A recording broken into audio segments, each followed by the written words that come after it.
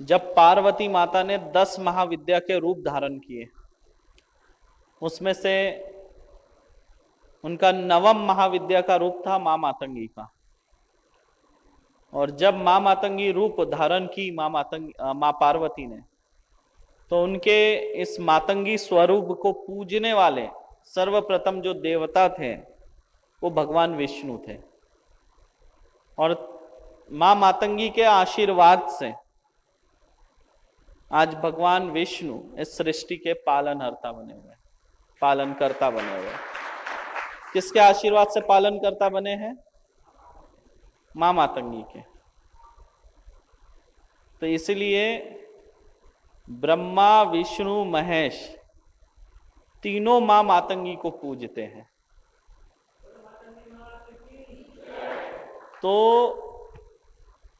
और एक बात आपको मैं बताना चाहता हूं, देखिए ये बातें आपको पता नहीं है इसलिए मैं बता रहा हूं।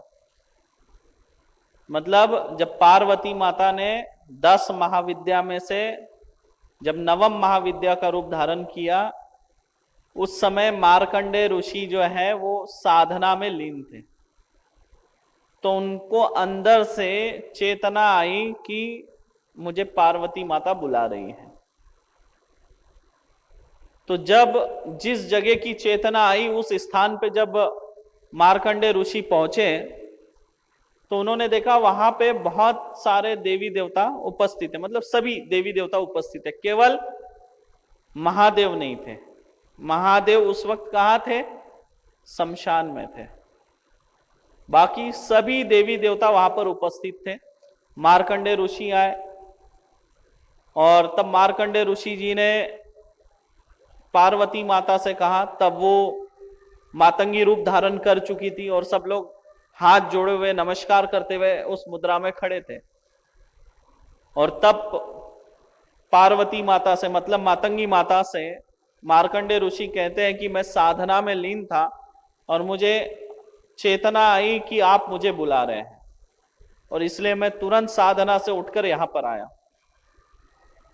तब मां मातंगी कहते हैं, हाँ पुत्र, मैंने ही तुम्हें यहां पर बुलाया है और मैं चाहती हूं कि तुम मेरे इस 9वां महाविद्या मातंगी स्वरूप का प्रचार प्रसार करो, मार्कंडेय पुराण की रचना करके।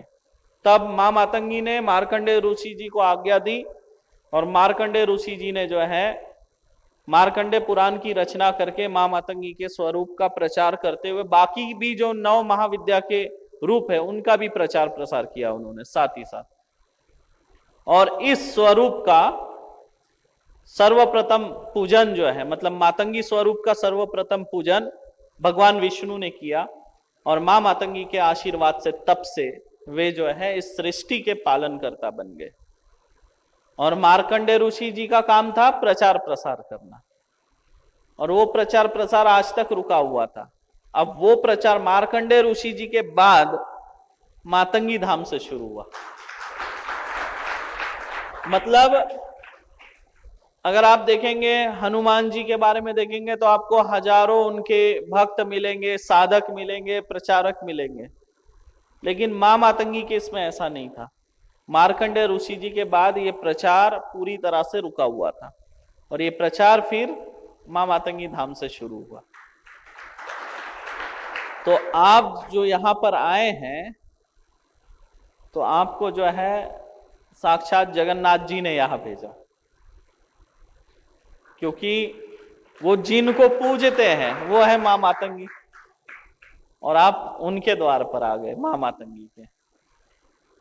दूसरी एक आश्चर्यचकित करने वाली बात मैं आपको बताना चाहता हूं। देखिए, जिस वक्त पार्वती माता ने मातंगी रूप धारण किया उस समय वहां पर महादेव नहीं थे, वो शमशान में थे। क्यों थे?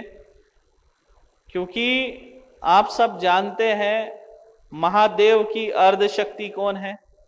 पार्वती माता। जब पार्वती माता ने अगर मातंगी रूप धारण किया है तो उनके आदि शक्ति को पूर्ण करने के लिए भगवान शिव को भी तो रूप धारण करना होगा। तो इसलिए वे शमशान में थे और वो मतंग महादेव का रूप धारण किए थे वहां। और अगर मां मातंगी को कहीं से लाना है, हमें अगर स्थापना देनी है, तो आपको या तो उनको नदी से लाना पड़ेगा या फिर शमशान से लाना पड़ेगा। तो मातंगी माता कहां पर थी जब उन्होंने रूप धारण किया? तो नदी में थी, नदी में मातंगी माता थी और शिव जी शमशान में थे। तो इसीलिए अगर मातंगी माता की स्थापना की जाती है तो उनको या तो नदी से या फिर शमशान से लाया जाता है। और उससे भी बड़ी आश्चर्यचकित करने वाली बात यह है, जब मतंग महादेव का रूप महादेव ने धारण किया, मतंग महादेव का रूप धारण करने के बाद मां मातंगी से उन्होंने गुरु दीक्षा ली। किससे? मां मातंगी से दीक्षा प्राप्त कर उन्होंने उनसे विद्या प्राप्त की।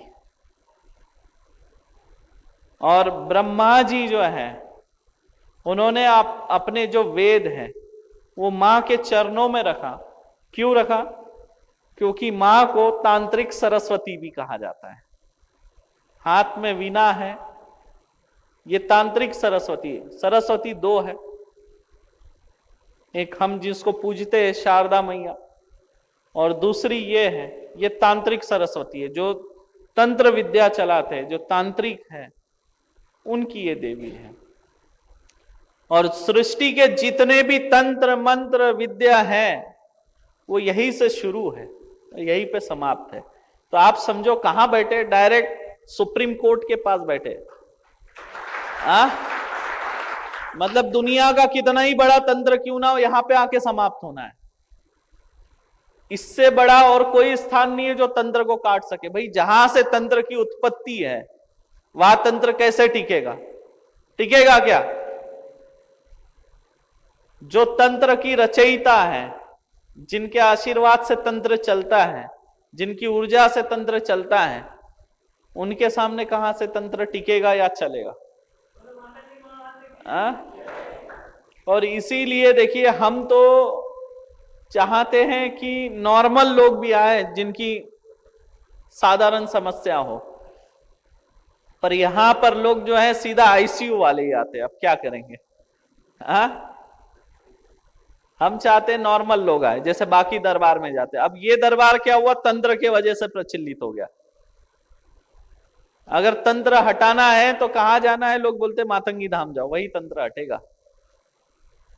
तो मातंगी धाम धीरे धीरे तंत्र के लिए ही प्रचलित हो गया लगभग। और हम चाहते थे कि तंत्र से दूर रहे, लेकिन आखिर जो कार्य है उसी ओर हमको आगे बढ़ना पड़ रहा है। लेकिन हमसे तांत्रिक लोग बहुत परेशान है।